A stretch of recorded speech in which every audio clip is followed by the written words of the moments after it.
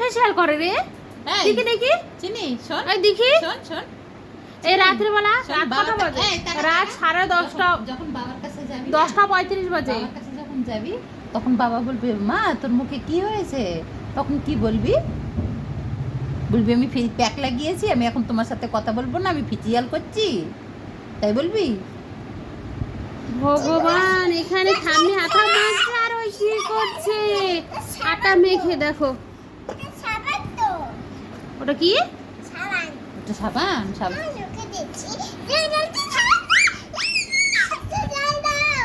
রাত্রেবেলা জল তোকে দিতে চান হবে না, করিয়ে তুই- দেবো, তুই দেখিস জল দিতে হবে না, তুই ওরকমই খা।